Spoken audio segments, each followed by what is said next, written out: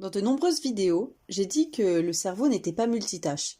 Il ne peut pas réaliser plusieurs tâches en même temps. Cependant, il existe l'attention divisée. L'attention divisée, c'est notre capacité à traiter simultanément deux ou plusieurs catégories d'informations pertinentes, qui dépend de l'état de vigilance et des processus cognitifs du contrôle de l'attention. Dans cette vidéo, je vais vous expliquer pourquoi il est possible de réaliser plusieurs choses à la fois, mais sous certaines conditions. Pour cela, nous allons nous appuyer sur 4 études. La première est l'étude qui a été réalisée par Allport sur la similarité. Il a divisé un groupe de personnes en 3. Le premier groupe devait de l'oreille gauche répéter ce qu'il entendait et de l'oreille droite mémoriser une liste de mots qui était délivrée de façon audio. Le deuxième groupe devait répéter ce qu'il entendait et mémoriser une liste visuelle, et le troisième devait répéter ce qu'il entendait mais mémoriser une liste de photos.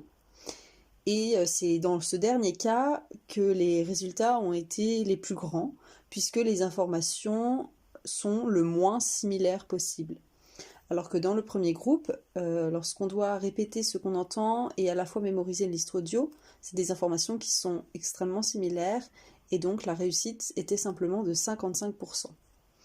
Dans le deuxième cas, répéter ce qu'on entendait et mémoriser une liste visuelle était réussi à 69%.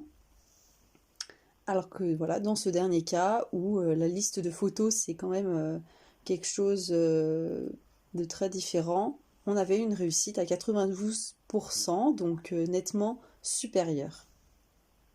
La conclusion de cette étude, c'est qu'on peut faire deux choses à la fois, mais seulement quand les systèmes qui sont stimulés sont différents, puisque l'attention fonctionne comme des canaux multiples à capacité limitée.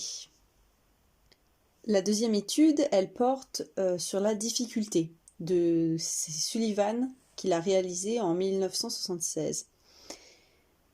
Dans le canal attentif, les personnes devaient répéter une histoire, alors que dans le canal non attentif, ils devaient détecter des mots cibles. Lorsqu'on va augmenter la difficulté de la tâche principale à réaliser, donc ici c'était l'histoire, répéter une histoire, si on augmente la difficulté de cette histoire, eh bien les individus vont délaisser la tâche secondaire qui est ici de détecter des mots cibles. Donc la difficulté a aussi un impact dans l'attention et dans la division des ressources. La troisième étude a été réalisée par Speckle et ses collaborateurs aussi en 1976, et elle porte sur la pratique. Les individus qui vont réaliser 3 tâches similaires, importantes, vont avoir du mal au début, mais vont pouvoir y arriver avec la pratique. Et ça va d'ailleurs être bénéfique pour la coordination au fil du temps. Par exemple, ça peut être réaliser ces 3 tâches, lire un texte, retenir le contenu et le dicter. Ça fait appel à un système similaire, on ne stimule pas vraiment des systèmes différents ici, et donc c'est simplement avec la pratique que l'on va pouvoir s'améliorer. La quatrième étude a été réalisée par Kahneman. Il considère que le système cognitif humain dispose de ressources limitées, des ressources qui sont disponibles en quantité limitée. L'attention est alors un réservoir ayant certaines capacités, les ressources attentionnelles, et il est susceptible d'être investi en plus ou moins grande quantité. Plus les ressources vont être investies dans une certaine tâche, plus le traitement va être meilleur.